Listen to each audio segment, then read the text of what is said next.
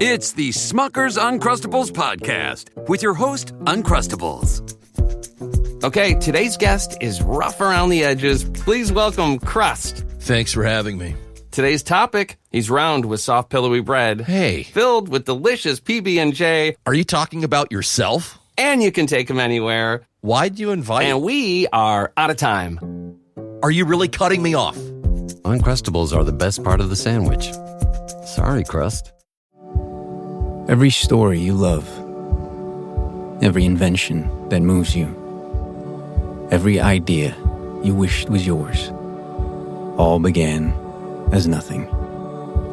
Just a blank page with a blinking cursor, asking a simple question.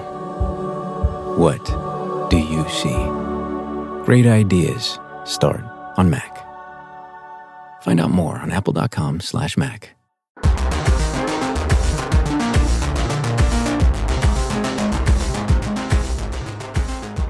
Welcome to Why We Roll, a tabletop role-playing game design podcast by the Stillfleet Studio.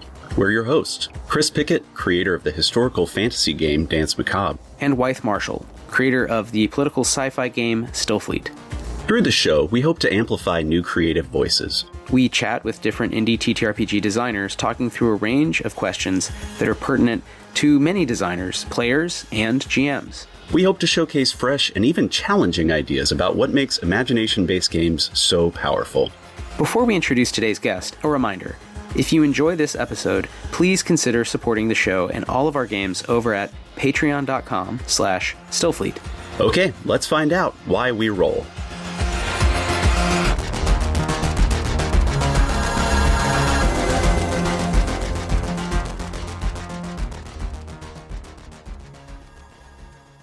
We're not just on time, we early. We really out here. What's up, Michael? Not much. Just working. Busy, but yeah, same. Yeah. Well, thanks for joining us. Thanks for making time in your busy schedule. For everyone who doesn't know, all three of you, this is Why We Roll. It's the tabletop design podcast, tabletop role-playing game design podcast, I should say, from the Stillfleet Studio. We talk about TTRPGs and other topics. I'm Wythe Marshall, not joined, unfortunately, today by co-host and producer Chris Pickett, creator of Dance Macabre. Chris has some personal stuff going on, so just last-minute emergency, could not make it tonight, unfortunately, but we're wishing Chris the best, and Chris is, also a fan of Michael's work and will perhaps join us again in the future to talk about some of the fun things that we're going to bring up today. But the show must go on. So, Michael, great to see you again. We've been chatting a good amount because we are in the middle of working on a project that is it's hot, as they say in the biz. Yeah. Whatever biz. But before we get into that, maybe we could just chat about you and what brings you to TTRPGs in general, but even more broadly, just you and your work. So for those who don't know you, could you introduce yourself and your practice as an artist and designer? Yeah, absolutely. I am Michael J. Cohen. I like to get the J in there, especially ever since my name got co-opted by some real bad guys, or specifically one bad guy. But it's such a common name. We are all united, Michael Cohens, in our fight against the one real bad one.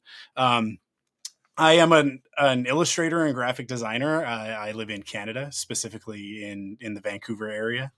I've been drawing since I was old enough to hold a pencil, and playing games and stuff like that. Essentially just as long, whether it's video games or role-playing games or whatever. And being that I love drawing and illustrating, I found myself falling sideways into the career of graphic designer. And so that's what I've done professionally for about 2 decades now. But now I am making this foray into something that's a little bit more illustration focused, and really, really excited to do that with you and with Stillfleet, which is something that's I don't know, it's kind of a dream come true, to be honest. It's a really exciting thing for me to be a part of. So, yeah. Well, thanks. That means a lot. And yeah, no, I mean, you're obviously a really good designer. So it was cool that you. I know you first took an interest, at least that I saw through Fun City when it was Float City, because I know you did some cool designs of characters that definitely caught our eye. And we were all like, oh, this is neat. This is like a very different take, right, on Stillfleet. So it's fun that fast forward a few years, we're working together on sort of that same idea, but pushed into initially, a mini venture, what we call our series of, ready to go scenarios for Stillfleet, and then basically a full on venture with a quick start smooshed in there, broken up a little bit into this kind of learn by play format. So you get a little bit of the story and then some rules, and then you pick your pre-gens if you want, sort of early on. So it's not the typical quick start thing of like a bunch of rules, no scenario, and or scenario at the back. This is like we're throwing you in Medias Res and you kind of figure it out. And yeah, I think we'll talk more about it, but I was definitely drawn to your style. It's very, very different. We usually do go for that kind of gritty, sort of painterly sci-fi, I guess is the word that comes to mind, style. Mhm. But seeing it transposed in the world of, to me, what feels like comic books and cartoons, definitely does something different with the game, which is, as a non-artist, I mean, I really think in terms of the text, and so it sometimes is different when you see the work kind of flipped or reimagined that way. So I remember like with Float City, seeing the character designs and thinking like, oh yeah, the nailed the brief, right? Like it looks like the characters, but like not how I had them in my head, which is pleasurable. There's like a dissonance there, but it's like a fun thing, right? I've kind of thought of it as like a what if project. Like this specific book we're going to be talking about is like an alternate universe Stillfleet, but that still, is the same brief, right? It's the same game. So maybe that's just one way to also, ask a question about graphic design and art, which is, how have you, I guess there's two questions, how'd you get into games and what are some early influences? But I'm also really curious, I'm sort of more curious right now, how'd you get into sort of art and design, and what is your sort of training and background, and what led you to, among other things, this may not be all that you do, but I think of it from that first moment of like character design and thinking about kind of speculative universes and, okay, how do I render characters in really kind of like simplified but clear ways that still have a lot of detail, and you kind of look through, and it's I guess to me, I associate with good comic book art, but again, I don't know if that is reductive or that's how you think of it. So I'm kind of curious how you explain your practice and that aspect of it. Mm-hmm. Yeah, I come to art the way that a lot of artists of our generation do, which is from Saturday morning cartoons, specifically through Disney stuff. So I started off drawing, trying to draw a Darkwing Duck and that sort of thing, watching Disney Afternoon and then replicating those characters. And then I guess it's like second grade, I think it's 92 is when the Sonic the Hedgehog comic book starts coming out. And that was the first comic book that I ever collected. And Sonic became like everything for a really long time for me. So that was the obsession for a while, was picking up Sonic the Hedgehog comic books and then breaking down the characters and drawing them, and just kind of developing it from there. So a lot of that influence, a lot of, like I said, Disney being a really, really big component of that, especially that specific era. Cause I mean, that's the Disney Renaissance and Disney Afternoon era, which I think is kind of peak in terms of design and that sort of thing. Like that's really when people say, oh, that's a Disney style character, Right. That's the era that they're talking about. They're specifically actually talking about one illustrator, and that's Glenn Keane, but most people don't know that. I didn't know that. But yeah, it's a lot of the characters that we consider like that core Disney style, like the Little Mermaid and stuff like that. That's who we're talking about. But he really defined that, and then everybody else kind of just riffs on that now. Yeah, I mean, the X-Men cartoon, Spider-Man, within Disney Afternoon, Gargoyles was a massive influence. I would say that Gargoyles was probably the first thing that was like, oh, wait, stories can be more than like this one thing happened this week, and then, next week something else will happen, right? Like Gargoyles really had that week to week, continuing narrative, serialized sort of story, especially as it got into later seasons. And that is something that I think really started to inform not just my drawing, but also just like the types of stories that I would get into.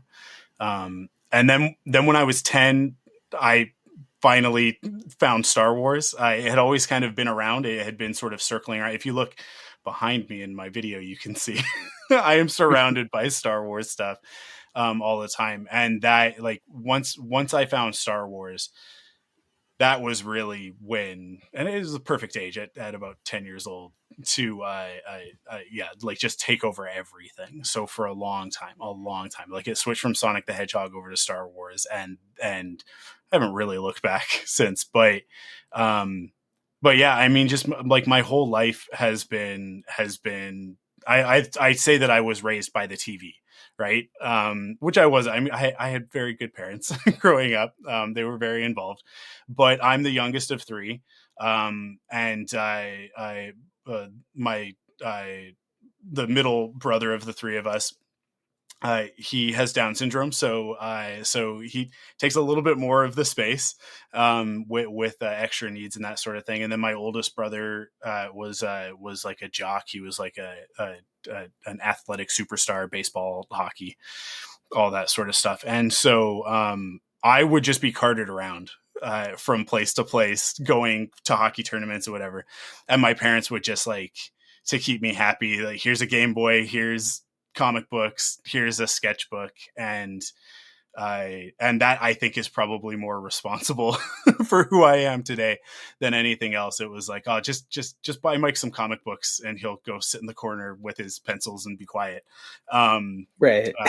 And so, yeah, like it just, and then I would draw something and then I would show it to everybody and they would be like, that's really good. Wow, you're really talented. And I thrive on that attention. That's what social media is, the best and worst thing for me, because it's like, here's a drawing that I did, everybody. And sometimes it gets a lot of attention and I'm like, yeah, awesome. That's the feeling. And then sometimes it gets 3 likes and I'm like, cool.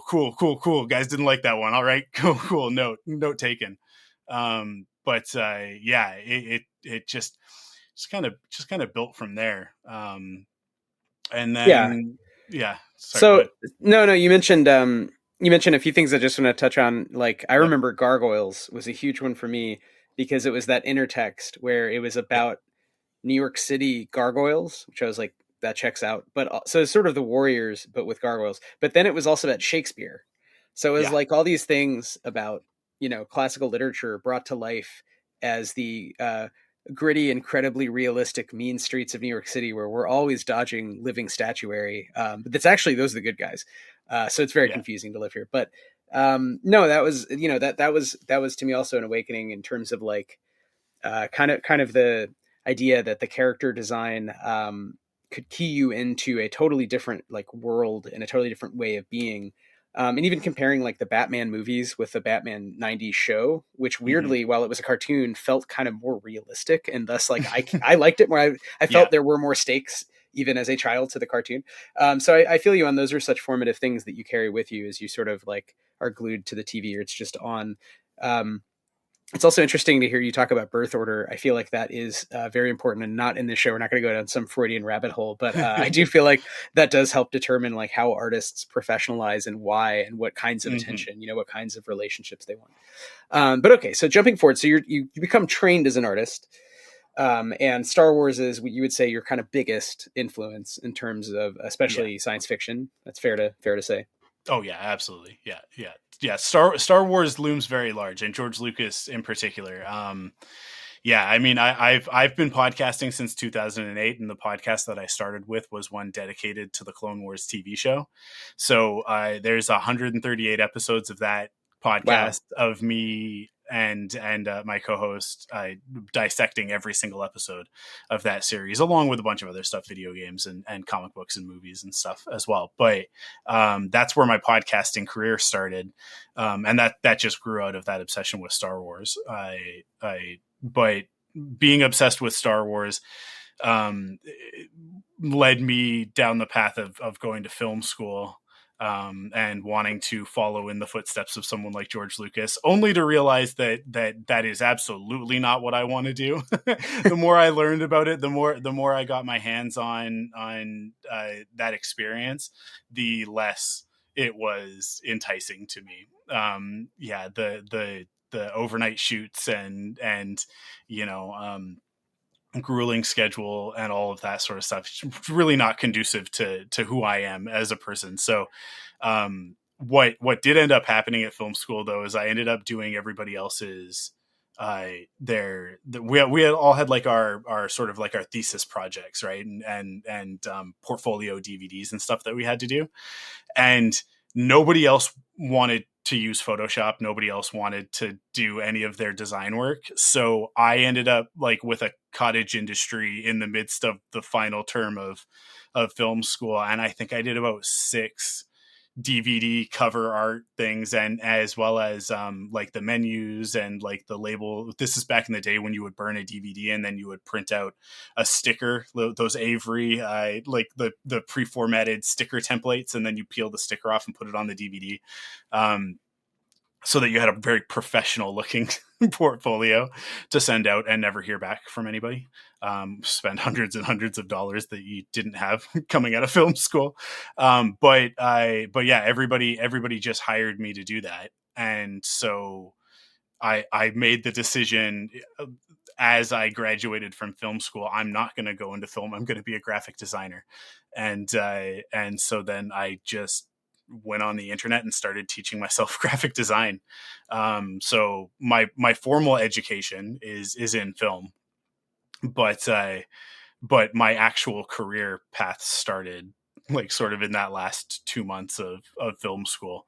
And yeah, so I taught myself HTML, taught myself InDesign, and I Illustrator. Already had quite a bit of skill with Photoshop from my illustration, but sort of learned my way around the rest of it. This is back in the day when you would create slices in order to build graphics for websites. A lot of repeating 1 pixel board, like PNGs and stuff like that. Actually, not even really PNGs, just using GIFs. But I'm dating myself. I'm so old. Yeah, no. It's we're there with you. Some of us. So at this time you have this practice going. I have to ask, this is one thing that Star Wars sparked in my mind was, did you play the role-playing game? Have you played at this, when did you get into RPGs, and was the pathway in the most common, D&D, or was it indeed Star Wars, which is a big popular succession of games with different systems? I don't know how well they model the universe of Star Wars because I don't play them particularly closely, but I mean, they're there. No, my gaming history predates Star Wars. Playing Star Wars. Obviously, the West End Games game has existed for ever at this point, basically. But at the time that I got into tabletop role playing games, I was 13 years old, and a friend of mine had another friend who was running a Shadowrun game. And so I got roped into that. And I was 13. My friend was a couple years older. He was 15. And the guy running the game was 23. And, you're pretty typical 23-year-old that's hanging out with 13-year-olds. I think everybody can fill in the blanks on that one. It was not a great game. Shadowrun is not a great entry into TTRPGs, but it is a funny thing, because it's like I cut my teeth on probably at that point in time, certainly one of the most obtuse, difficult systems to wrap your head around. But we played that campaign for probably about 3 or 4 months, and then switched over to oh my goodness, the name just fell out of my head. The Lovecraft one. Call of Cthulhu. Thank you. Yeah, we switched over to that. And when we switched over to Call of Cthulhu, it was like, okay, this is much more my speed. From a young age, as a weird kid, I've always been into like noir stuff. I like that noir and pulp cross section that I think that Call of Cthulhu like really lives in. You get a little bit of Indiana Jones, a little bit of Maltese Falcon, right? Like it's kind of somewhere in between those, and then cosmic horror. So I mean, I was in love with it from the jump. The first time it was like, let's create a character, and then pretend, like play pretend with my friends. Nothing could be better for someone like me. I get to use all of my skills. I get to talk extemporaneously. I get to draw something. I get to try and do fast math, although I'm not great at it, but I got better at it because of playing games with math rocks. So it was just a totally natural thing. I think, and we've talked about in the show, but I think one thing for me, because I also started with Call of Cthulhu and D&D around the same time, and then Vampire.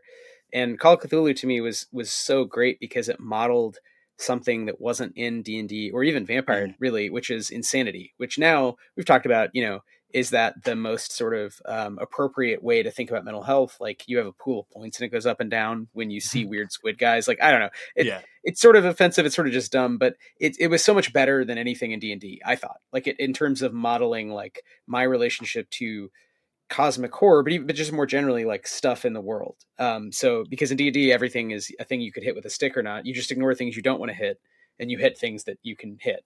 And Call of Cthulhu already, as a 12-year-old or whatever, was getting into that space, like you're saying, of the kinds of stories I found hypnotic. Like when my little brother and I and our friend EJ and whatever would stay up late and watch like Tarantino and Cohen brothers movies, the early one. I mean, a lot of the ones that some listeners will have heard of had not come out yet because this is the mid 90s, but they were like things that were not like D&D, but they were closer, weirdly enough, to Call of Cthulhu, stripping away all of the Lovecraftiana, just the idea of like modern dudes walking around who like would probably die if you shot them once and would also run away from a 500-foot tall squid, like hands down. So I think that was like a mind-opening thing as a young GM, to be like, I could create maybe not systems at that time for me, but at least like settings where there was more of a play around, other kinds of modalities than sort of hitting stuff with various kinds of sticks and swords.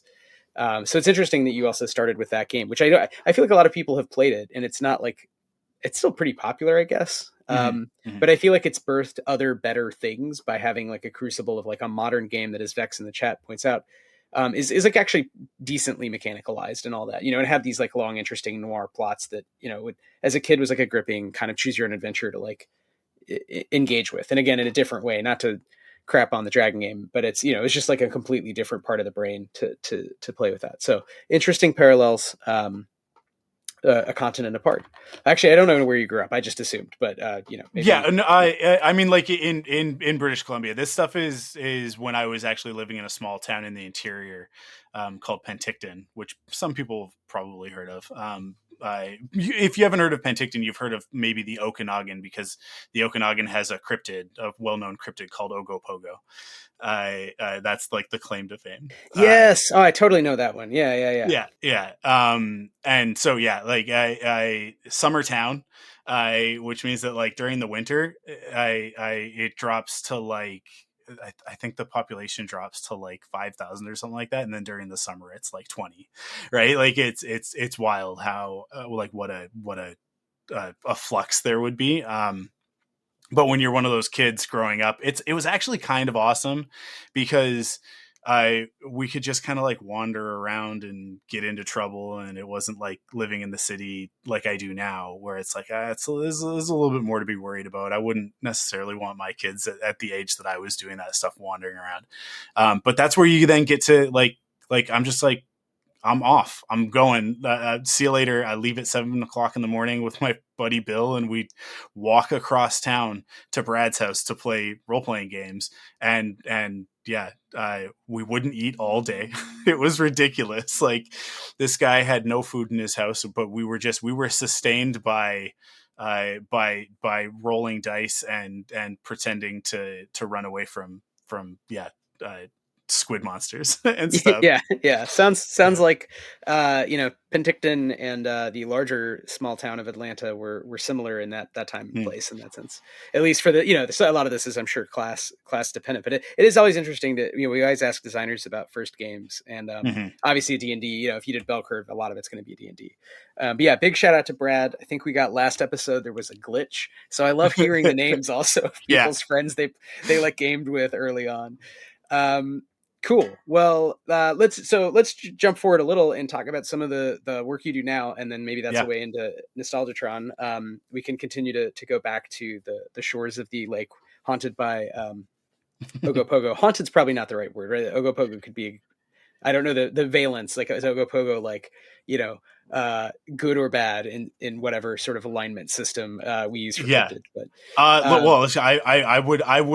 would put Ogopogo probably somewhere in like a true neutral. Great. Because Ogopogo's never hurt anybody, also never helped anybody. Like the reality is that Ogopogo is mostly logs and sturgeon, but the myth of Ogopogo, I think, he's a true neutral, non-deity being. No, I also love the idea of a kind of confused, like a cloud droplet problem thing of like Ogopogo is real, but only when enough otters and logs and sturgeon and like leaves happen to fall, like hang out in the same area. And then when enough of them like get bored or have something else to do, like Ogopogo's, I guess I'll go back to non-existence.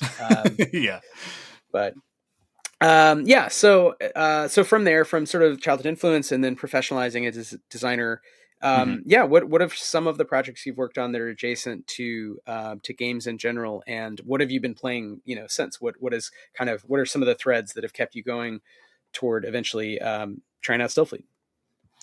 I mean, the funny thing is that in almost 2 decades of graphic design, I have not done anything that anybody would care or know about, because it like graphic design is a thing that pays the bills, and it's great. Like I mean, up until AI a couple of years ago, it was a pretty awesome way to make a living, because everybody needs a website, everybody needs a logo nowadays, and social media presence has made that even more of a thing. But you end up doing a lot of like very boring corporate blah stuff. So my illustration up until a couple of years ago was just it was just a hobby. It was just a thing that I was sort of doing off the side of my desk. Every once in a while, an opportunity would come along and I would get to do something cool. Like I am an official Star Wars artist. I have officially drawn for Lucasfilm. I did a series of sketch cards for Topps back in 2015. One in late 2015 and one in early 2016. Right around the release of Force Awakens. And so, like that's probably like the most notable thing that I've ever gotten to do. I've done a few things sort of locally in the area, with comic shops and some other artists and stuff like that. I used to run an art show called 8 Bits of Destiny, which was all video game inspired art. I very much modeled after I Am 8-Bit, which was in Los Angeles. So I saw people doing that and I was like, I really wish somebody would do something like that here. And I was hanging out with some other illustrator comic artist friends of mine, and we just talked about it enough that I was like most things in my life, I was like, well, if nobody else is going to do it, I guess I'll do it. And so just, went to my friend who owns a comic book store and said, hey, can we do an art show inside your comic book store? And then did it as part of the Vancouver Retro Gaming Expo for a few years. We did about 10 shows. So like that's kind of, when it comes to the art and illustration side of things, that's kind of as professional as I've ever gotten with it, until recently. So I coming up on a year and a half. ago, I was laid off from my very nice corporate gig, where I was a creative director and overseeing 6 different brands in the mining industry. Super boring stuff. Very, very not fun on a day-to-day basis. I had to like sort of make fun where I could and make it as interesting as possible, but it paid really well. So I did that, and it gave me the time to do things like play role-playing games like Dungeons and Dragons and Star Wars and stuff like that. And start a family and all of those sorts of things. But that layoff was very quickly followed by the realization that I was not alone in that. Like I have like absolutely zero shame in it, because I got laid off, and like so did like 12 people that I knew, not in Vancouver, like all over North America. Other designers and creatives, and like the film industry has been hit hard, and just all of this stuff because of AI and mass layoffs and just everything that's been happening in the culture lately. And so after about 4 months of very dedicated job seeking with absolutely no leads, I think I got one meaningful interview in about 4 months. My wife and I were driving one day having a conversation. She was like, well, if you could do anything, what would you do? And there were 2 things. It was podcast full time or draw full time. Like those were the 2 things. So I tried podcasting first. It did not work out.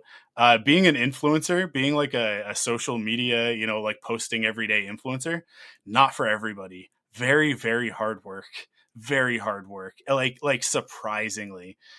Whereas drawing every day, which I do every year in October, it started with Inktober, but I just kind of do my own thing where I draw a Star Wars character every day in October. Easy, like delightful, wonderful, makes me happy, fills me with all sorts of great feelings. And so it was like, after about 2.5 months of the podcast thing really not working for me, it was like, okay, cool. I am definitely doubling down and focusing on the illustration thing. Because if I'm going to do something all day and be exhausted, let it at least be something that makes me happy. And drawing is that thing. So that's kind of what led me into this project, working with you, right? Like that, these things sort of coincided with pretty fortuitous timing for me. I would have done it even if I was still working that corporate job. I just would have done it off the side of the desk and been that much more stressed out. But I being able to like really dedicate myself into it, while still doing graphic design. I am still doing it as a freelancer and picking up gigs here and there. But yeah, that's sort of the path. Like that really literally brings us up to today. Yeah.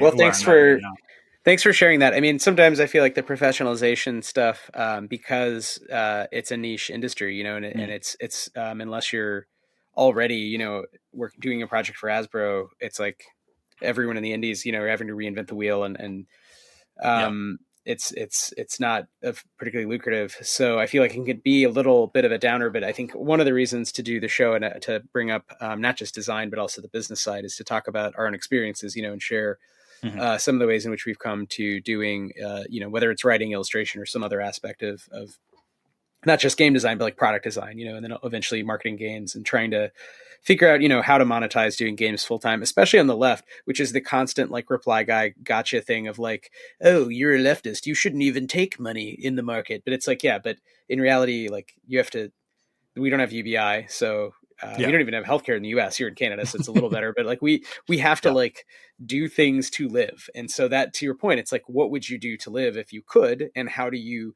if not jump, to that square on the Monopoly board, it's how do you like begin to move, sort of do the Tai Chi, follow the water abyss thing in Donnie Darko of your life, where it ends up with you doing more of that, even, or doing that like some of the time, and getting paid something for it. Right. So I think it's always great to hear how people have gotten started, and, we can maybe brainstorm some other projects that you would you would want to work on. But I think, that takes us to present. So we might as well jump into what project we're working on now. So we brought you on the show because we're about to launch. So we're taping on Tuesday, March 4th, and it's going to go live very soon. So the end of next week, March 13th.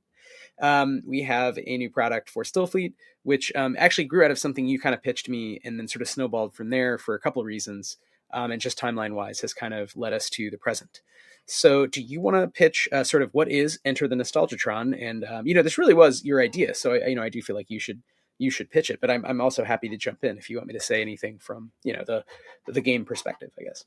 Yeah, totally. Yeah. Well, I mean, we started chatting based off of the fan art that I was doing for Float City. We had a couple of interactions, and then we sort of started to have the conversation of like, oh, maybe we could do a collaboration at some point in the future, and then it was sort of like, okay, let's do it. Like, let's go, let's do it. What do we want to do? And I came to you and I pitched this idea of a very like Saturday morning cartoon inspired take on Stillfleet, which, as you mentioned earlier, is much more the sort of grim, dark, sci-fi, gritty sort of illustration style. And my stuff is cartoons. It's Disney anime and Sonic the Hedgehog all rolled into one sort of thing. And so it was like, yeah, well, it has to be something that speaks to that, right? I don't want to push myself outside of my comfort zone too much in drawing this stuff. Like it, to a nice, slightly uncomfortable area, in order to develop skills and get better and all that sort of thing. But still within my wheelhouse, and having grown up on Ninja Turtles, Ghostbusters, Transformers, G.I. Joe, and then, like I said, all the Disney stuff. It was like, what if we started there, right? Because I think what it really came out of was the idea of like it being a mini venture, quick start. And there being pre-generated characters. And I think that it was like, okay, well, how many would we do? It's like 4. And I think that was the point when I was like, well, then what we should do is basically the Ninja Turtles, right? Right. That's and the Ninja Turtles, I think, are just like the easiest analog to use to express it to somebody. But if you look at those cartoons from the 90s, it's really all of them, right? The Ghostbusters were the same thing. Biker Mice from Mars, Street Sharks. Like you always have the breakdown of like, you've got a tech guy, you've got the leader, you've got a party dude, and you've got the one with the attitude, right? And, it was like, okay, cool. Well, if we use those archetypes, we start, throwing together different classes and species in Stillfleet. Like, what's that going to look like? And so out of that started to develop this idea of this Saturday morning cartoon version. But I think it really came together when we came up with Ubin the Ripper, who is our villain. Agree. Yeah, he's very much the centerpiece of it. Him and the Nostalgitron, which is sort of a character, both in that sort of larger thematic sense, but as well as like Stepmother Sophistry is a character herself. It was sort of like that idea of Ubin and him being very much an amalgamation of every Saturday morning cartoon villain. When you look at him, you look at the design, it is Cobra Commander, Shredder, Skeletor, and everything else that I could possibly manage to get in there. And then it was just, and then we started talking about like what the adventure would actually be, and that's where the Nostalgitron came in. I think the idea of the new adventure was growing at the same time that we talked with Backerkit about a quick start and a comic book sized quick start being something they could help market with Pocketopia. So they're trying to launch their kind of Zine Quest competitor on small games, like games that could fit in a backpack. So they were just like not 8.5 by 11. And I was like, well, then it's not going to be normal Stillfleet. And we had just launched Blister Critters, and that's also 8.5 by 11. So it's sort of like, what would we do? And I think the idea, I really liked the idea because we're not quite ready, I think, as a business, like, to be honest. And this is, again, I could talk more about that as a separate thing, but to relaunch Stillfleet in a big way is like a second edition, reprint a bunch of books. But we could do like one good comic book size, like, here's the rules, here's something fun to do. And you had this great idea. So that's kind of, in terms of why we're doing this product now, that's where that came from. So you had an idea that felt appropriate for a comic book quick start. And Backerkit was like, let's do, a Stillfleet quick start. And then, I completely agree. For me, what sold me on it was Ubun the Ripper, because for me, he is Ubu Roy and he is Trump, but he is a time traveling snake person. But because he is Ubu Roy and he is Trump, he's like completely unaware of how, like, he could do more evil, but he's kind of just too narcissistic and weird. He's just too much of a weird guy who like wants to go on these rambling, like, defensive, like, tirades about very specific things. So it's a kind of timely villain that I think also emerged during a particular election cycle in the US. But the result, the book is basically written and illustrated, and mostly laid out. So I do think, it'll be really fun for folks because it has the pregens you kind of wanted, but they're canonical Stillfleet first level void miners. They're going up against a very difficult villain, but who kind of like doesn't really want to kill you. He just wants you to like bow down. So it's sort of set up to be asymmetrical, which I think is fun in all adventure design personally, but I also love for a first level one that you would kind of set it up that way. And then mostly, to your point, and maybe you can say more about this, because again, you came up with most of these ideas. Most of the adventure is the Nostalgitron. So the idea of this part of a probably moon or planet sized Snake Man Hulk that could travel through time and space that Ubun has stolen from his descendants, the actual Snake Men, because he's just, a petty serpent lord. And he's brought back just like a bubble of it that's still like, as big as a city. And it's full of, essentially, it's a dungeon crawl, right? It's full of weird stuff. It's made by nanites. And the AI, the concierge, whom we call Stepmother Sophistry, as a shout out to Auntie Entity, can make it do whatever on Ubun's behalf. So he's kind of set it up as a very particular kind of castle. So do you want to say a little about your design of like, all right, what kind of spaceship are we going to introduce first level void miners to in Stillfleet? Enjoying the show? Please consider supporting Why We Roll in all of our games over at patreon.com/Stillfleet. Dear patrons, we really love y'all. We just couldn't keep making Why We Roll without your support. Thanks so much for listening, everyone. Now back to the show.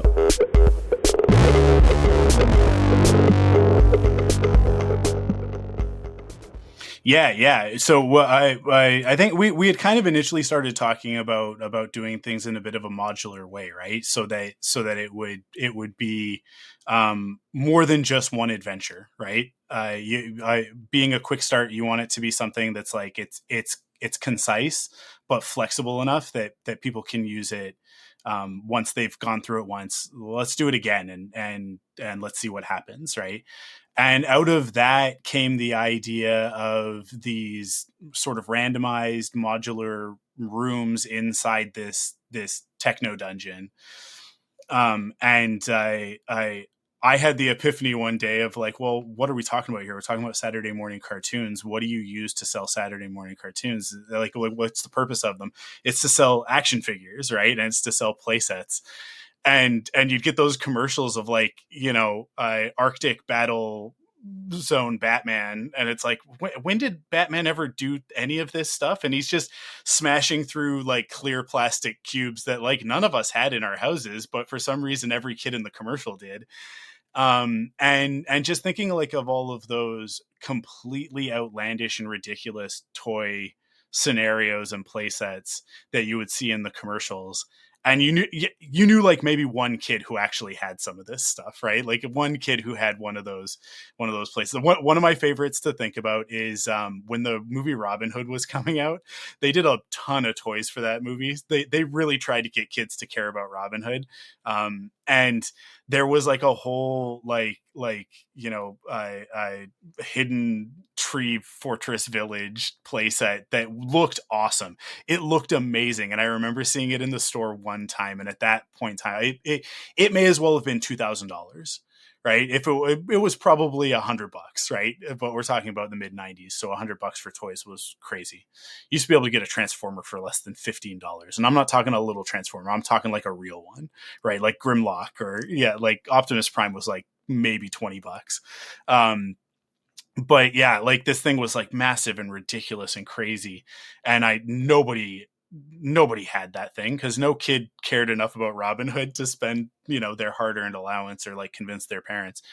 One rich kid somewhere had it, but I remember the commercials and it being so crazy, and so that started to spin up the idea of like, okay, so let's do 8 play sets inside the Nostalgitron, because somehow or another, Ubun's been getting transmissions from the 1980s and 90s, and in the midst of these cartoons that he's become completely obsessed with, because he's a very simple-minded individual, he is being influenced by these commercials in the same way that we were as children, right? Only he has this nigh infinite powered, super future Space Hulk that can just like 3D print him anything that he asks for, and it's controlled partly by him, but partly by this synthetic artificial intelligence that's like, yeah, I would like to do a murder, I would like to do a kill, and he's like, no, we don't need to kill anybody, nobody ever dies in this stuff, blue lasers, right? Like, so like there's almost like an inner conflict going on inside the narrative of like, well, the Nostalgitron wants to murder, it wants to lay waste, but it kind of needs Ubun's go ahead in order to do it, because he's the one who's in control of it, and he just wants to play, right? But his idea of play is this intensely grueling gauntlet of absurd danger. Yeah. Whether it's an ice beast in a snowy cavern, or it's I'm going to drop you on these tree houses and you have to zip line across it in order to get out. But just thinking of all of the ridiculous stuff that you could possibly want to play through, sort of like quote unquote for real. We're still playing pretend, but like translating that into game mechanics and into it has those other levels, right? Yeah. So instead of the void miners in our heads being more realistic avatars for us in this scenario, because of the nature of the Hulk, they're kind of put into the realm of like, what the hell? Like, I'm kind of an action figure in this like life size, like almost like the classic Twilight Zone thing of like the sort of child with the power of God, the sort of child demiurge who just wants everyone to kind of play and do sort of childish things, right? And that's I think something that the venture is playing with in terms of the joke, or the kind of like logic of it is this kind of super maximalist, like in the same way that like Ubu Roy is looking ahead at modernity and all of the chaos and like nonsense of like mass media culture just starting. And like Trump is baked by the 80s, you know what I mean? So he's always going back to like this better time that didn't really exist with like Reagan and like Queenie Broadway crap. And it's just, sort of fixed culture for him of sort of, again, like it's very much about race and like what, the place of sort of rich people being respected in the cocaine 80s or whatever. And then for Ubun in the story, it's like he's intercepted all of this nostalgic stuff that is for us, the designers, just like shows we watched growing up that I think we're probably actually ambivalent about. Like they're kind of rad, but we can also be critical of them. But he's treating them as like, no, this is the point of life. So it's like, what if you had all this ability and you made your life around kind of, intercepted transmissions from 100 million years ago that you've decoded. And those things were gargoyles, the X-Men cartoon, the, all the things you just mentioned, Masters of the Universe, TMNT. And so I think that's, there's something to that idea of like, how do you pack that into a ball? How do you put that into this kind of, holodeck sort of spaceship? And then what do you have first level void miners do to sort of just introduce them to the rules of the game? Yeah. So you run them through a series of weird things where they can roll different dice and use different powers. And, hopefully I think it all hangs together. But without, and I think that, it's not like there's really a spoiler in that it's kind of more of a hex crawl or point crawl in that sense. It's about exploration, but I do think hopefully people enjoy the joke, and I think the art really sells it, for me at least, because it sort of looks very enticing, and I think the art helps bring you into the world of like, to me it's almost halfway to Blister Critters. Like you can relax a little because you're in a cartoon, even though the text is saying like, no, you have this job to do, it's very important, there's people missing, like there's a floating sky castle, the company trade is going to be disrupted, like what is going on? So I feel like you've done a good job of walking the line of the idea you had and the impulse to kind of play with these sci-fi tropes, but still trying to make essentially like a quick start, right? Like something that new players could use, and also veteran players, right? It is a new full venture. It has a bunch of new stuff. And there's some bonuses and other wacky shenanigans, but I think that gets at the core of it. Do you want to say a little about, this is sort of changing subject, but kind of going back to some of your work, like how do you design characters? Because like you said, you started with 4 very clear heroes and then 1 villain. And then from there, everything else has kind of been, it's kind of the logic of like, if I'm creating these Ninja Turtle-esque void miners, then everything else has to kind of respond to them and fit in the same graphic universe. So how do you determine that? They all have very distinct palettes. They like look very different than like the canonical like Ethan Gould version of Stillfleet, but they're all cool, right? But it's a different, it's like, they're cartoon, I don't know, like shadows or projections. Like how do you even get started with a character? If that's something, I don't know if that's something you can explain, or is that like a secret, process? No, for sure. I think so. The starting point is actually Float City. Like that is honestly, listening to that podcast and being such a huge fan of it. I mean, everybody on that show is just at the top of their game, I think, towards the end of that campaign. I love that it has a beginning, middle, and an end, but I really wish that it could have just gone on forever. Because it has such a great ending, such a beautiful ending to what is at times a very like gritty, very, grimdark sci-fi adventure but that is also totally absurd and weird and goes into like some very, very like zany places. And so when I was drawing those characters initially, I'm going off of sort of, you hear the description of the character in the podcast, in the first couple episodes, and then the podcast continues and you listen and, you're sort of building that character in your head as you go. And I had these very like specific like visuals of what the characters looked like to me. The funniest thing is when I did eventually get my hands on the Stillfleet core rulebook and I looked at what a Harrigan is supposed to look like, it's like, I think that Taylor Moore had described him as almost having like a corgi type head. And then you look at what's in the book and it's much more ape-like, right?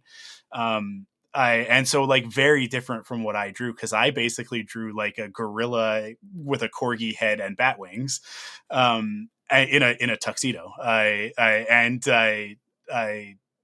just kind of like went from there. Mercus being my favorite character, I drawing that axolotl salamander sort of design was, I think, like the beginning of it. It started there, but when I was drawing Mercus, I was really trying to bring out like Jen's characterization of that character. And like when I was doing that stuff, and I'd be going back and forth with them on social media, and I think that they really got a kick out of the illustrations as well. I think I drew Mercus about 3 or 4 times, and then everybody else I drew once, but Mercus I drew a whole bunch because I really, really love that character. So when it was like, okay, we landed on the Ninja Turtle thing, it was like, okay, so our leader is going to be Gelasti. Like I knew that. Like I think we were pretty quick on like, yep, done. Like I easy. But from there it was like, well, we're leaning into the Ninja Turtle thing. If you go if you go to my Instagram and scroll back and you find those fun, the Float City illustrations that I did. My illustrations of Mercus are much more salamander-like, sort of like that, like the wide face, big mouth, and sort of like more diminutive, right? A lot more sort of like cutesy, fun version of a Gelasti. But then when it was time to do this one, it was like, we're leaning into the action Saturday morning cartoon trope. I have to infuse this with a little bit more Ninja Turtle. And there is actually a character in the Ninja Turtles canon. She is basically a space salamander, and so the character design is quite similar to that, in that she's a little bit taller, a little bit more upright, a little bit beefier. Looks like she could do some damage. So that was the original genesis of it. And then once we started coming up with those other characters, it was just a matter of kind of taking what's in the canonical Stillfleet and just figuring out a way to make that fit with what we were trying to do, with what our objective was, which was the Saturday morning cartoon aesthetic. Right.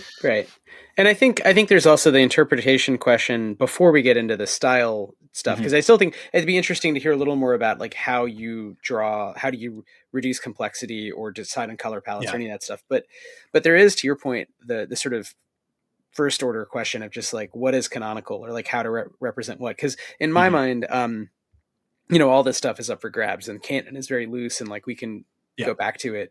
But yeah, it's like, it's also like people in the future writing words that are then translated and like sent to us, the design team, and we're putting them in contemporary English. So it's like, they look a little like apes or something, but like, well, what does that really mean? How much is an ape like a dog? Sometimes I look at my cat and think, yeah, kind of like a dog with a little different head. And sometimes I'm like, yeah, it's completely, you look more like a little boy or like a monkey. So I think there's a kind of like, you say any word enough and it loses meaning, or you look at anything long enough, it kind of, it's the cloud becomes a dragon thing. But it's interesting to hear you say that. And I definitely, I personally really like Gelasti. So I like both that Mercus exists and that you were like, yes, the Gelasti is the boss, even though, canonically the Gelasti are not, as fighty. It's like, let's make a really fighty Gelasti, which has become a thing in the game. I think we did it with everybody but Asimov, right? So, which is our Waiton. Like Asimov is the tech guy, and a Waiton, and is very much like I think that's a pretty natural thing, is to take the bug and make it a tech guy, make it the Banshee or what have you, and have that character focus in on that. I mean, the bug eyes, I think, just lend themselves to glasses, 4 eyes, goggles, right? Like I think that one is supernatural. That one was really easy to come up with as well.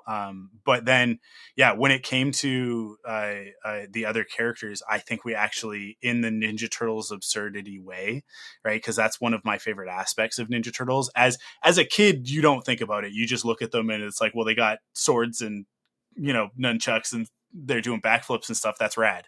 And they say cowabunga. And so like you get the brief, like it really doesn't take a lot of interpretation to understand these guys are cool and what they're doing is cool. But then as an adult, when you look at what Eastman and Laird were trying to do with the Ninja Turtles, what the original genesis of those characters was, is like they were making fun of Frank Miller. They were making fun of his Daredevil run. That's why the Foot Soldiers are called the Foot, because the bad guys in that are the hand, right? So the idea of the Ninja Turtles in and of themselves, like they're satire, like they come from a place of poking fun at Marvel Comics and like the biggest Marvel comic at the time, because it was like this thing, they were making fun of the edgelord grimdark interpretation of Daredevil, which everybody else was sitting around, because this is also the time when Batman starts wearing all black and all of that, right? So like they were looking at it and going like, man, these comics are getting way too serious, way too self-serious. And so they created the Ninja Turtles to take it down a peg, right? So when I look at Ninja Turtles as a point of inspiration, that is oftentimes a place where I'm starting, is like, what can we do to be subversive? Right? Like what can we do to take something, the idea that the slowest animal in sort of our literary canon would be a bunch of ninja, is just like, it's dumb when you think about it. Right. And it's like, you think about the way that when we were kids, we were losing our minds over Turtle Mania. And then the adults in our lives were like, you're really into this? Like, you really like they're turtles, right? Like, why do you care so much about turtles all of a sudden? And they, like, the adults just couldn't get it. They just couldn't get into it. But as a kid, you're like, yeah, absolutely. So I wanted to do a lot of that. So we take a Gelasti and we make them a very like stoic, confident leader with dual laser katanas, right? In order to like make her look like a real badass. We grab a Molruk and we put him in what is basically like an Exo Squad suit. I mean, quite literally, I use Transformers as reference. I'm even looking at one of them right now. Like I've got them on my desk, these little Transformers figures, and like that, like the sort of like blocky, more mech armor rather than sort of, you know, like an egg, like a, I don't know, I guess they're more like power suits sort of when you look at the core book and you look at the canonical Still Rider sort of aesthetic, right? But for me it was like, no, like we're gonna put this guy in something 1980s, make him look like he's from Exo Squad or Transformers or you know, one of those sorts of things. And he's the smallest one. He's a little frog. He's adorable. So we're gonna put an angry look on his face and make him the brooding, you know, emo one, the Raphael of the group. That made sense. The hardest one was figuring out who our party dude would be, and when we did that, it was sort of a back and forth, and I think we threw out a couple of ideas, but then we wanted to keep them all non-human, to keep with the sort of Ninja Turtles, Street Sharks, Biker Mice from Mars sort of idea, and so that's like Delaney came out of that, and being a mongrel, I felt like, you know, the initial comment was like, but the mongrel are all kind of like bummed out.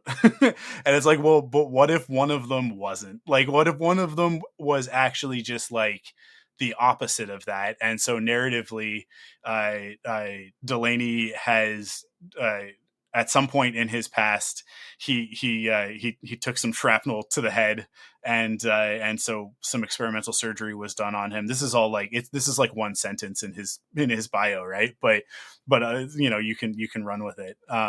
And it left him basically like inverted, it switched the polarization in his mongrel brain. So instead of everything bumming him out all the time, he is always smiling. He is always in a good mood. He's always down to party. And then it was like, so instead of him being more like sort of wolf or bear like let's give him a hyena head, right? So he's got that goofy smile and the laugh and all of that sort of thing, and make him the party dude. So that's where those characters came from. That was the process of coming up with that. But you can see there where all of them are kind of, you know, subverting the expectation of what the canonical Stillfleet version of these characters are. And that's just something that I do. Like if you look back at the history of every character I've ever created in D&D or Star Wars RPG, or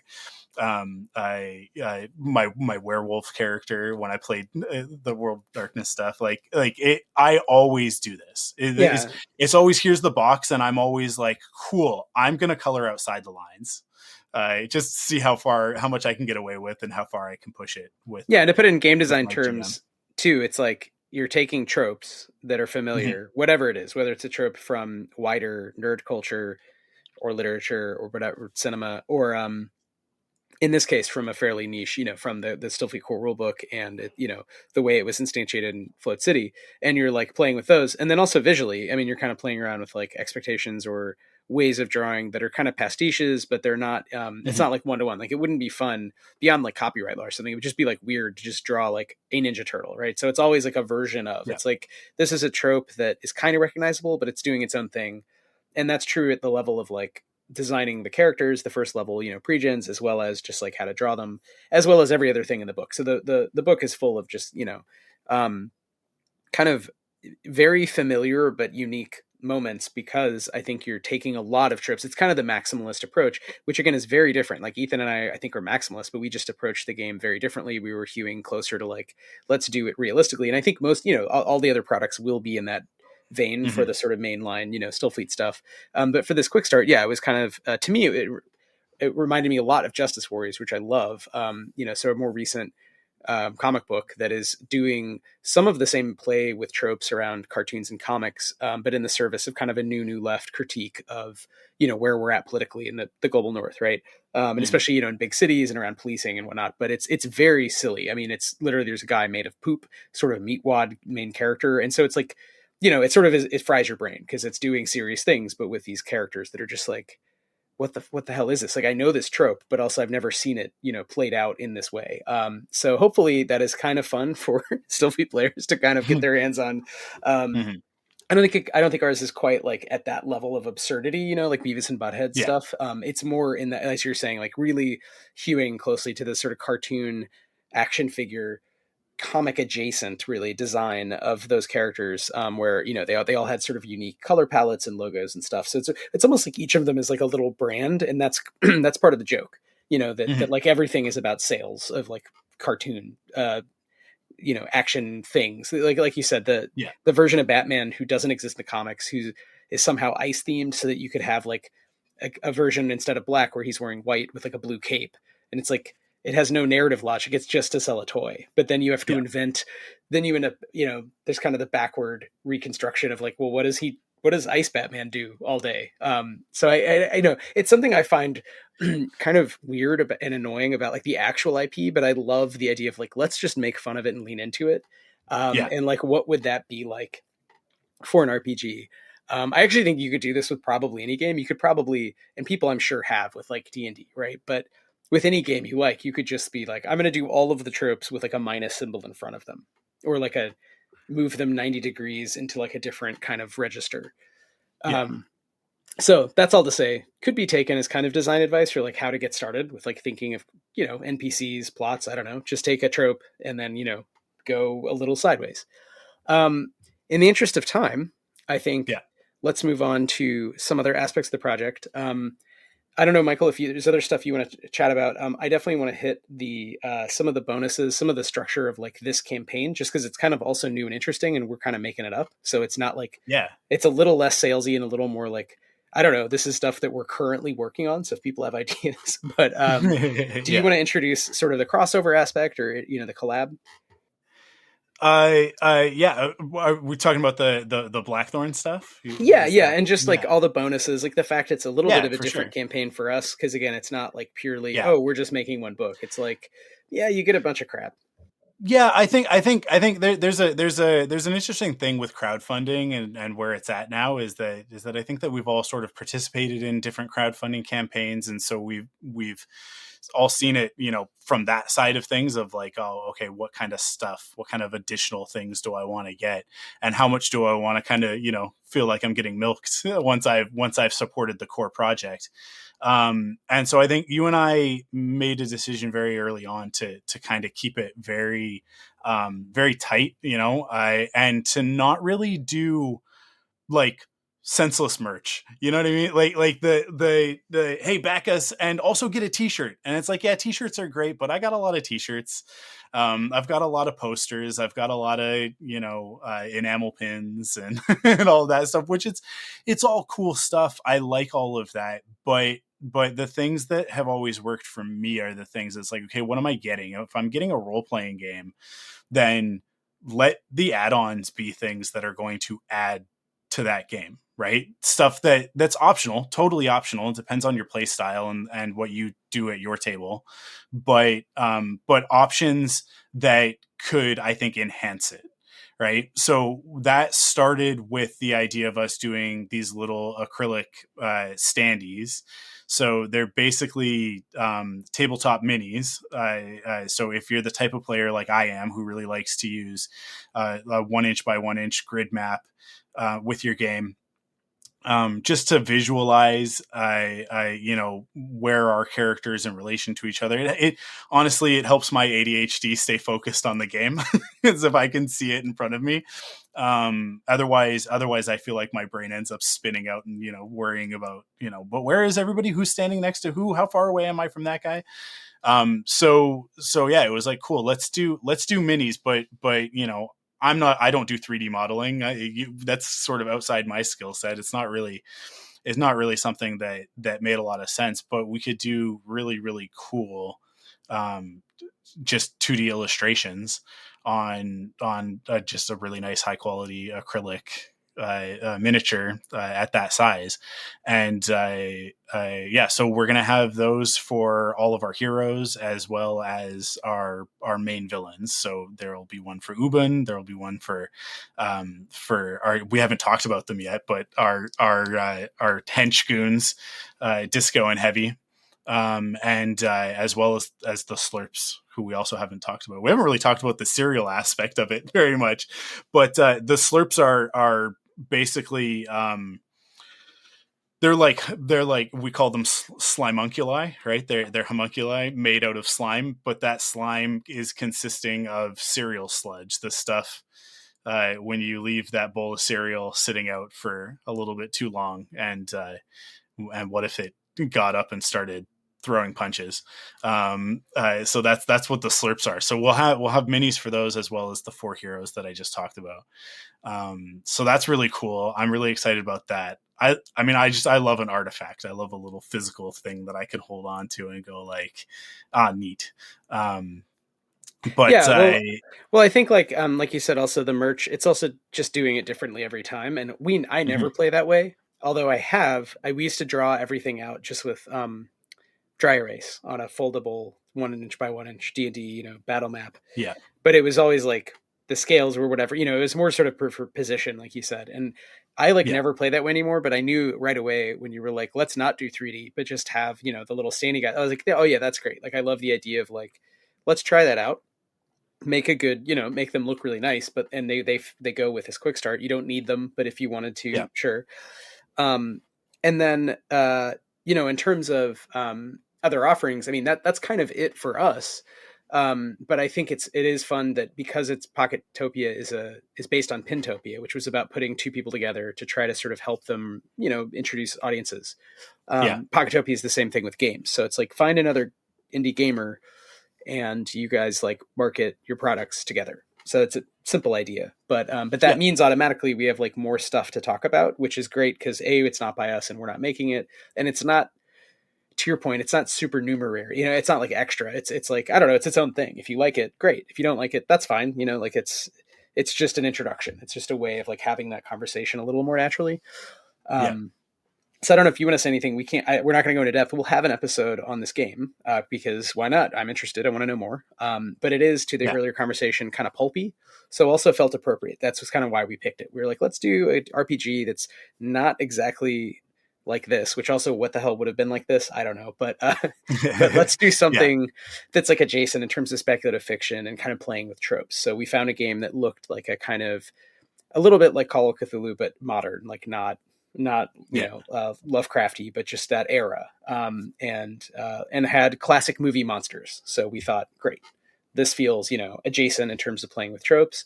Reached out, and the designer, super nice. So we were like, that's the whole backstory. But the game is called Blackthorn. The studio is called Spicy Tuna RPG, and we'll have on Marco Serrano from Spicy Tuna to talk about the game in more depth. But basically, we'll have our game, these awesome minis by Michael that'll be really fun and beautiful. And there are 8 different ones, and they are, you can use them to play canonical battle map D&D. So also, if you're just in a D&D campaign, you could be like, nope, I'm a salamander who's 5 feet tall, who's actually a single-celled organism, and I have 2 beam swords.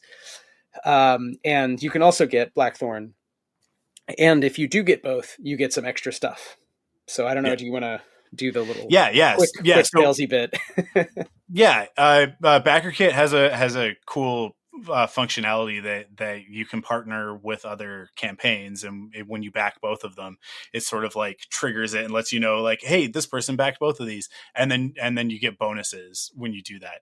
As a matter of fact, if you back 6, you get like a dice bag as well during Pocketopia. I just saw that today when I was looking at the did not campaign know that page. That's why. So they've got like all sorts of stuff like that to incentivize you to check out more than just the thing that you came for.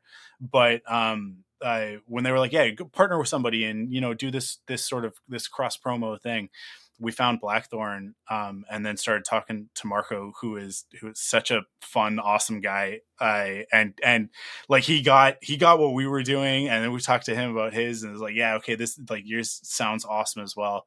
And they're like you mentioned, they're kind of similar, but in different eras and from different perspectives. We're approaching the 80s and 90s with the Saturday morning cartoon ideology, and he's doing more sort of like turn of the century, like 1910s, 1920s pulp horror stuff. So when we started talking about what could we do to cross these over, right? How could we make something complementary from your aesthetic and bring it over into ours, and vice versa. And so what we've done for Nostalgitron is we've essentially ported a 1920s type of horror character into the Saturday morning cartoon 1980s ideology. And so we have it's basically an additional room for the Nostalgitron. It's another playset, but it is focused around a character, and that it's a character that you will probably end up fighting with. He's a werewolf. He's a teenage werewolf, in fact, that wants to box you. He wants to bare knuckle brawl with you on a haunted boardwalk, a la, Scooby-Doo or something like that. And so we just got to like riff in it's almost like improv, right? Like it's almost like an idea gets tossed out, and then the next person goes, and then the next person goes, and that's how we built it. And so it's super, super fun little bonus that you get if you back both of us. And then on the flip side of that, you'll also get a version of one of the slurps in Blackthorn that is essentially like the Blob. It'll be sort of like this all-consuming slurp that's escaped somehow, narratively, who knows, but somehow from it's come from beyond, and beyond being, the far future of Stillfleet and the Nostalgitron, to hit the era of his game, to the setting of his game, and it's been unleashed there. And what are you going to do to stop it? How are you going to stop this thing? Because it seems pretty unstoppable.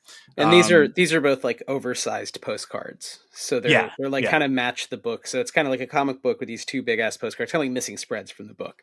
Basically. I think it's fun to think about these, like you're saying, like how does this work? Well, scientists can't prove that time doesn't go both ways, right? We just only experience it one way exactly to date. So again, the Snake Men, they're not better than us, and they just happen to have figured out how to use some sort of nanotechnology to travel time, and they keep screwing things up. And the whole adventure is just, that's part of it. Maybe all of Blackthorn. I don't know. I'm not sure, I'm not trying to step on Marco's toes there, but definitely that one monster, right? It's just those Snake Men. So it's basically that. There's the two books, the two postcards, if you back both. We're also going to throw in a free enamel pin, frankly, just because we have enough and we like them. I don't know. Yeah. And then the last piece is, Michael, you've taken a trope that I particularly like and remember that I hadn't expected to encounter necessarily as a major piece of this. And now we've done a whole spin-off mini venture that we're going to give away to people who back in the first 48 hours. So I don't know if you want to introduce Screwth, and then we'll, kind of wrap it up, but that's, feels like an important part. It feels like the most important part to me. Screwth is not something that I think Wythe and I created so much as Screwth has always been and will always be, and we're just the conduits. We're just they are working through us to be made manifest in our reality, and the form that takes is with like it's kind of a mini venture inside the Nostalgitron venture, but what it actually is a crossover episode of Screwth's TV show that we all know and love.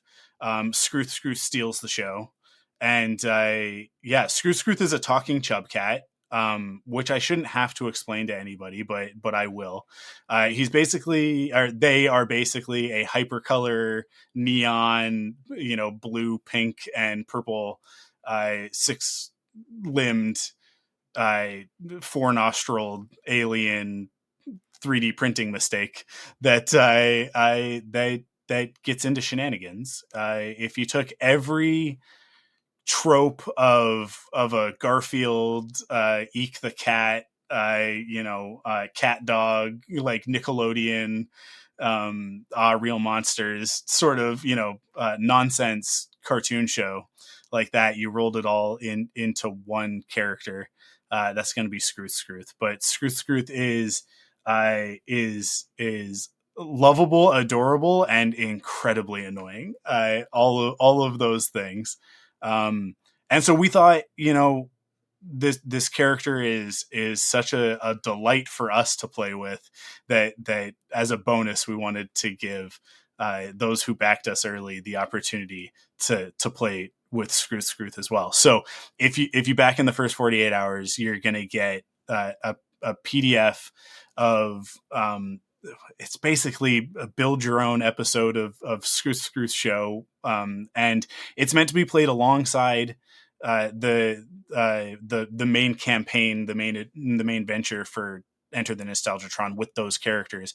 But if you so choose, with this additional PDF, you can play as Scrooth, which I think is the most exciting part of it. And it's a character. Listen, I don't know. We're playtesting everybody else. We're going to make sure that things are balanced, that they make sense, that it all works. And it's all coming out of the core rule book. So we're 99% of the way there with everybody, right? But with Scrooth, I don't know how you even play test this character. They are so absurd. Yeah. Well, I don't want to give away too much in terms of spoilers, but I definitely think, I hope we can connect with people and get in the back in the first 48. And if not, we might have to just, maybe it'll be like $3, right? But like sell this as a little extra. Because I actually do think the rules, I do want to play test them soon. I think they're fun. And shout out, to someone we've had on the show, Spencer Campbell of Gila RPGs. We had a good talk and talked about distributing dice. Their new game Omen, does this where you roll dice and then the game is like assigning them. So you're going to run out eventually. And if you assign the good ones up front, you're not going to have them later. So Scrooth's whole thing is it's like a hyper mouse class. If you've played Stillfleet, you can't really be attacked if you choose Kawaii, the power. So Scrooth is so annoying that they have a power that just makes them seem utterly harmless, but in the most annoying way. And all of their other powers are sort of about this tactician, to use Spencer's term, ability to kind of roll a bunch of dice and then assign them over time. But that means that like, if you get a bunch of good rolls, great. If you get a bunch of bad rolls, you still have to use them. You can't once you've used the power, you can't not use those rolls. So I do want to play test it. But I think it was just to mimic the complete absurdity of like the kind of sidekick pet characters in classic cartoons, in the idea of, this may not be even the right exact word from sitcom writing. It's been a long while, but the idea of like bottle episodes, like episodes that are kind of like off the rails and not about the main plot, and often kind of, if not one location, they're just kind of like in a different place than is the normal shoot. And I like the idea that the Nostalgitron is a bunch of settings for epic adventures where ultimately you get to sort of, punch, the local tyrant who is nostalgic and inept, read into it what you want, dear reader, on the nose. But also there's this character who can kind of take you on these almost slice of life adventures, but in that milieu where everything is just so chaotic and weird that like none of it's going to feel like slice of life to the player or the void miner from Spindle, right? So it's sort of like a diversion within a diversion within a diversion. So I think there's something about just trying to do it differently every time and trying to be true to the kind of maximalist, like this version of this world. So it doesn't contradict the core rule book. It extends it in just like a very weird direction a little bit.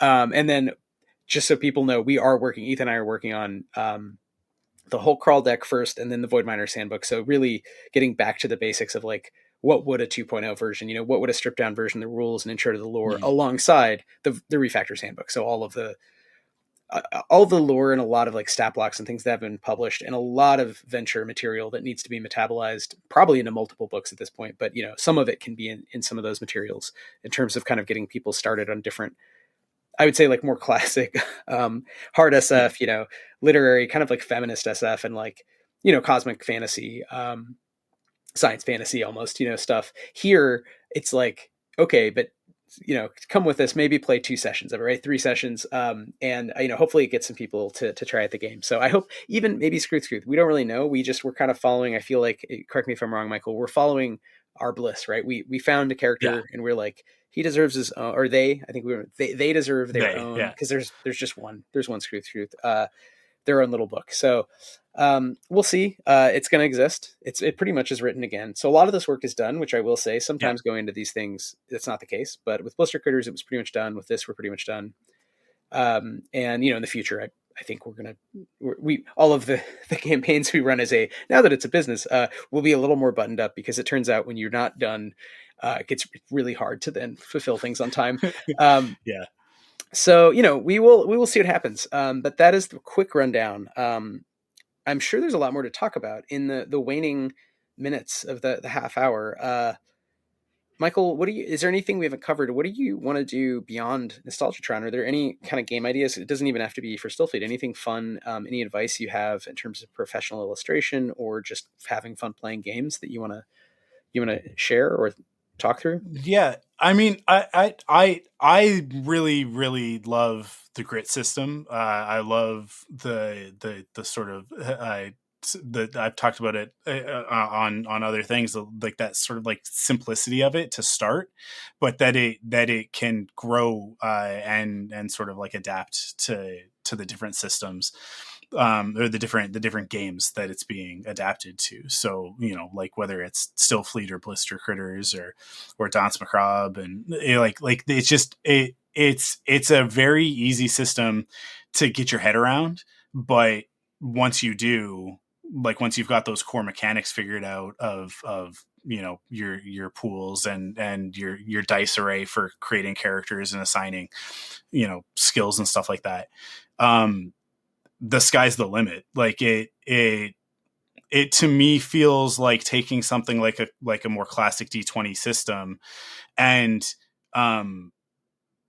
paring it down into a little bit more of like just what you need, rather than having 30 different skills on a sheet that you have to keep track of all of these numbers, or they're abstracted across abstracts and that sort of thing. So I would love in the future, I've talked a little bit about this, but I would love in the future to take maybe even some of the ideas that we've developed in Nostalgitron and flesh them out into something that is specifically geared towards that. And that could take a whole bunch of different forms, and I'm like noodling that in my head. And there are even existing IP that I think it would fit really well for. And there's one in particular that I won't say here, I'll just tease, but one that I have access to some people who are pretty integral in the management of that IP. So I kind of want to explore that as an idea, but I just like taking that system and trying to build something around it. But also another idea that I've got that I'm noodling with and playing with on my own, based off of sort of like the learning experience that this has been, being the first thing that I've game designed, and you did a lot of the heavy lifting, and I just sort of threw ideas out there, and then you would turn them into something more concrete and something actually in Stillfleet, in the system of Stillfleet. But I feel like there's a whole generation that gets left out of the fun when it comes to tabletop role-playing games, and it's because they are TTRPGs are very complex most of the time by nature. And that's like young kids, but they want to do it. They want to play it. I have a 5 and an 8 year old. And, I would love to play games like this with them more often. But every time I think about, okay, well, let's play D&D, there's so much reading, there's so much math, and I want them to do that stuff. But I want them to do it at their level, at a level that's accessible to them. And then on top of that, be something that I can engage with as well, because there are versions of Dungeons and Dragons or tabletop role playing that cater to that audience, but I feel like they cater to that audience, and they end up becoming more board games. They end up becoming way more,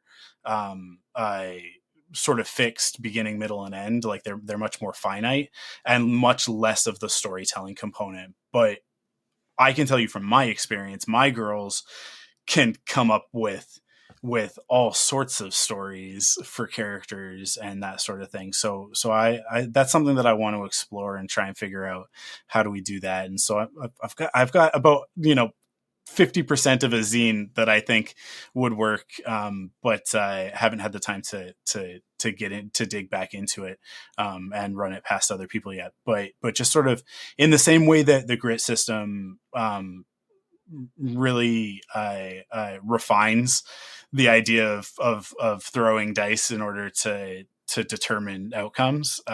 Something similar to that, but even simpler, even simpler. But it's that balance of like, it's simple, but it's still extensible, I think would be the right word. We can take it and go further and build more stuff off of it. And that's where the potential is in game design. So those are my big things. Well, that's a lot. That's a lot, Michael. I know that we've briefly chatted about, future possible projects, and a lot of that's dependent on the studio, not just me. And also, quite frankly, again, the business side, because, it is a little different if it's me doing work on my own with friends here and there, versus, having a kind of the ability to make a production schedule and have to then create, a marketing schedule and kind of figure that out. So that's a lot of the stuff that we're transitioning toward. That's not what the show is about, but it's kind of an aspect of, I think, the professionalization and like, what are indie RPGs, and, should people just make up all their own stuff? That's fine. Or just play D&D. That's fine too. But we sort of envision this middle. So I'm very curious about some of the stuff you brought up, and we'll have to have you back on for one. Maybe we can even do some on the air, working through your creation, or talk about some of your ideas, if when that would be of interest or beneficial. But certainly lots of people want to create games that are appealing to younger kids. And I think that's kind of probably a growing niche, I would imagine. I don't have like hard market research numbers, but I would imagine that, that's like a big piece of not only what, Wizards is up to, but just generally like a lot of indie designers. I don't think that's why we did Blister Critters by any means, but I will say, it is more appealing to a wider range of younger kids. So it does skew younger compared to Stillfleet, right? Of the two sort of main RPGs we've launched. So it'll be interesting to see, not only obviously your future work, but also, just with Nostalgitron, even like, does that tap into something? Does it resonate clearly, as it's literally in the title, nostalgia? We're kind of satirizing stuff we grew up with, or are there kids who pick it up because it looks, bright, colorful, and, easy to engage with? But yeah, these are all great topics for the future. Thank you so much for chatting. And, I know we dwelled a lot on Nostalgitron, but this was meant to be, I think, the kind of big kickoff announcement, chat. So I hope that was for fun. Sure. And yeah, think about it, and maybe in the future, we'll have you back and talk more about, process and like coming up with new ideas and new characters and all that. Was there anything else before I let you go that you wanted to add? And if not, could you tell folks, so how can we reach you? How can we follow your work? Where do we find more Michael J. Cohen design and illustration? Archangel Wolf is my moniker on the internet. That's the business name, I suppose. But it is Archangel with a K and Wolf with a U. But yeah, you find Archangel Wolf on Instagram, Blue Sky, TikTok, Facebook, basically everywhere but X these days. That's the last place I want to be. But and most of that is me sort of posting art and my illustration stuff. And I'll be at like local, comic conventions and toy shows and stuff like that here in Vancouver. So if anybody is listening to this by any chance in that area, I'll be at a bunch of stuff over the course of the next few months. I'll be selling my trinkets and prints and whatnot, along with Enter the Nostalgitron at some point, and other Stillfleet and Stillfleet studio stuff. So Yeah, but that's pretty much it. Other than that, it's the podcast. So I am the creative director. It's my fancy title of the Thunderquack Podcast Network. And over there right now, actively, I've got a couple of podcasts going. Forced Perspectives is our Star Wars podcast, where I and another illustrator, Joe Hogan, we talk about Star Wars. We break down a lot of it is like BuzzFeed lists, our favorite this, our favorite that. But we also do episode reviews and that sort of thing of the TV shows when they're airing, and just general Star Wars fan conversation. So that one's Forced Perspectives. And then my passion project when it comes to podcasting is a podcast that I really, really, really want people to go listen to, that I really love doing. But even if it was nobody listening, I would continue to do it. And that is Perfect 10. The idea with Perfect 10 is that I used to refer to things as a Perfect 10, and what a Perfect 10 meant, be on social media or whatever, and I would post like, oh, such and such is a perfect 10. Is it like, I don't care what you have to say about it. I don't care what the review is. I don't care what anybody else's experience is. This is not about objectivity or trying to like quantify why something is good. But it is just like, I had an experience with this and I love it, and I want to share that joy with my friends. That was when I came up with that term for myself. Like when I started using that regularly for myself, that's what it came to mean. And so I started a podcast that is essentially that. Only I grab my friends and other podcasters and such, and bring them on and have them bring their perfect 10, whether it's a movie or a video game. We've done a couple of albums. Just whatever it is, a piece of pop culture that they love. And then we just talk about it. We talk about why they love it, like where it came from, like what the genesis of that was, and usually centered on a specific piece of media, like a specific installment in a franchise or something like that. And why you were just on Perfect 10. That's true. To talk about Alien Romulus, but really we just kind of talked about Alien. We used Romulus as sort of the framing to get into the whole franchise. It was awesome. It was exactly what I love about that, which is that like your passion for that franchise and your connection to it, I led us into some really, really awesome areas and discussion. And I have a deeper appreciation of Alien, actually Alien and Predator, Alien versus Predator, as a result. And I don't want to spoil that here. That's the tease. You guys got to go listen to it.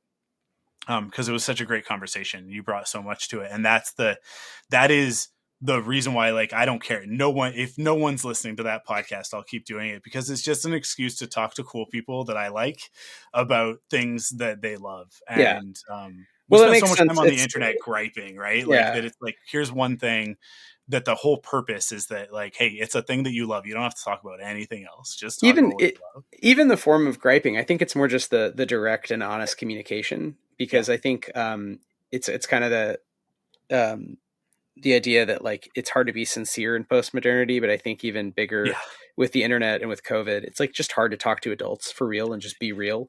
So it's like nice to have a podcast for just the reason you said about any topic, is like you get to talk to other adults and be real and have deep discussions. And I like Perfect 10 to your point, which is like, let's go deep on something that someone is going to have appreciation of and bring joy to. So for that, I commend you. And I also think our podcast, maybe for RPG designers, specifically indie RPG designers, which is, not a zero number, but it's not a huge number of people growing every day, of course, especially if we say leftist indie RPG designers, right? So however many people that encompasses, we'd like to think we do the same, bring a little joy, bring on some different voices. So Michael J. Cohen, thank you so much for being one of those. And yes, everyone should go subscribe to Michael's stuff at Archangel Wolf Design and Illustration broadly. And also, if you haven't checked out Enter the Nostalgitron, which is what we talked about in some depth today, you can go to stillfleet.com/enter, or just check out our social media. We post about it. And otherwise, hope everyone's having a good night or day wherever you are. I know there's some different time zones in the chat. So we really appreciate everyone who tuned in. Michael, thanks again for your time. And everybody, this has been Why We Roll, and we will see you next time talking about more games.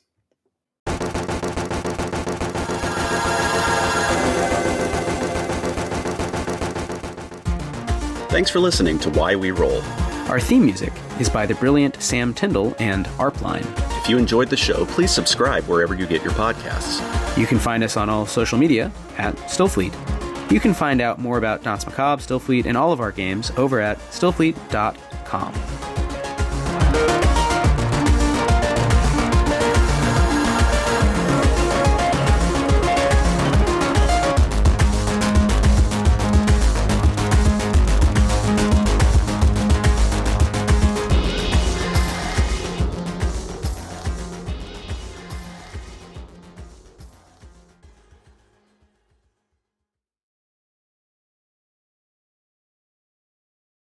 Hi there, I'm Hugh from Poderation.